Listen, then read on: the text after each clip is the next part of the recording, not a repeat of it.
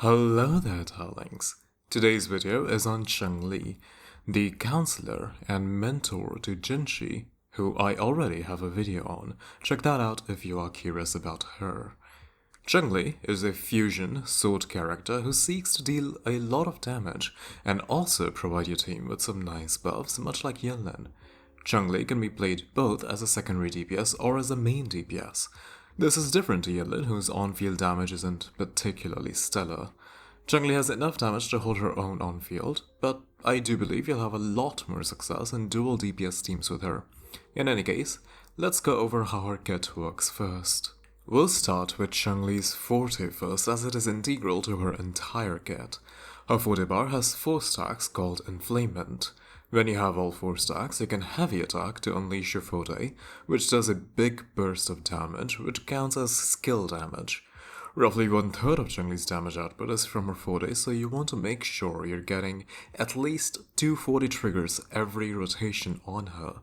Missing 1 Forte would be a huge damage deficit. Let's look at ways to gain the stacks of Forte. Changli's Resonance Liberation is a single instance of burst damage that immediately gives her 4 stacks. This means you can instantly get 1 Forte trigger right after the Resonance Liberation, which is nice because upon casting the Forte after the Liberation, Changli's attack is increased, so you want to start your rotations with the Liberation and the Forte to get the buffs for the rest of your rotation. Changli's Resonance skill contributes the most damage in her rotations, slightly more than her Forte. Upon casting the skill, Changli attacks the enemy and enters a special stance called True Sight, where she has 2 options. Either she uses a basic attack on the ground, which fires Conquest, or she uses a basic attack mid-air, which fires Charge. Both deal skill damage, and both give 1 stack of Inflamement. Changli can use one of the 2 attacks before her special stance ends. Changli's skill has 2 initial charges, so you'll get 2 stacks of Inflamement through casts of her skill. Moving on to Changli's basic attacks, Changli can enter her special stance after the 4th hit in a basic attack combo on either ground or mid-air. Her heavy attacks or dodge counters will let you chain into her 3rd basic attack hit, so it may let you land the 4th hit faster. In any case, you will gain the remaining stacks of Inflamement through your basic attack chain. Additionally, Changli's intro skill has a special effect of putting you into True Sight. This essentially gives you a free stack of Inflamement, so you only need 2 skills and 1 basic attack chain to refill your Forte gauge. Changli's outro skill is a 20% fusion damage deepen and 25% resonance liberation damage deepen, similar to how Yinlin's outro works for Electro. This lets her buff the next on-field character if they happen to be fusion or deal a lot of damage through their resonance liberation, such as Havoc Rover or Jinhsi. And that essentially covers Changli's kit. We'll move on to how you actually play her rotations next. You start the rotation with your intro, which puts you into True Sight stance. You use your Resonance Liberation to get 4 stacks of Forte, and immediately heavy attack to cast your Forte. You then do 1 basic attack on ground or mid-air to cast Conquest or Charge. Now you use your Resonance skill and chain it with a basic attack to trigger Conquest or Charge again, and repeat that 1 more time. You now have 3 stacks of Inflamement. So you heavy attack and chain into 2 basic attacks, letting you enter True Sight for the final time and unleash Conquest, which maxes your Forte gauge and lets you cast your 2nd Forte. You can use your Echo and swap cancel it to another party member.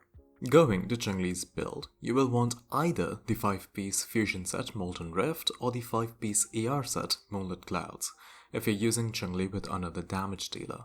You want the generic 4-cost crit, double 3-cost damage percent, and double 1-cost attack percent. If you plan to pull Changli's signature weapon, you really want damage percent on the 3-cost echoes. If you use the standard 5-star sword, you can use 1 attack percent as the 3-cost echo and the other one being damage percent. She will need quite a bit of ER. If you are using the ER set, aim for 140% ER, otherwise aim for 150% to use your liberation off cooldown. Changli's signature weapon is undoubtedly her best in slot weapon, but the difference between it and the standard sword is really not much. If you're getting the standard suit from the box, I think it's safe to skip Changli's signature. If you have neither of them, you can use the Commander of Conviction, the 4-star gacha weapon. I do not recommend the Battle Pass weapon for Changli. Moving on to teams, I think they are really quite interesting. You'd assume that similar to Yinlin, you'd want to pair her up with a dedicated damage dealer to utilize her buffs and do a lot of damage. But unlike Calcharo, Encore doesn't really use the Resonance Liberation buff at all, so she can only use a fusion bonus part of Changli's kit. Which means while Encore and Changli work, they're not a match made in heaven. I'm sure Changli's design is made with a future fusion boost DPS in mind who can use the liberation damage bonus properly and would be ideal pairing with Changli.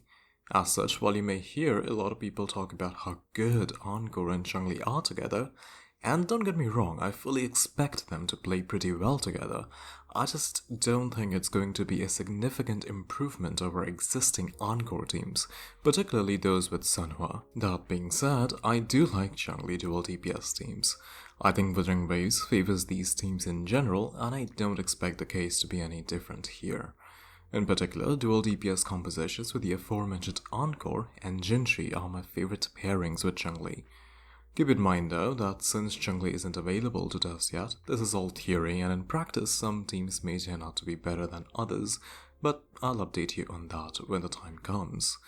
Chixia can be used in place of Encore, but she is going to be much harder to play and really wants max sequences to perform well. You can also run Changli as the main DPS with support such as danjin, yinlin or taoqi, buffing various parts of her kit and providing utility in terms of AoE damage or damage reduction.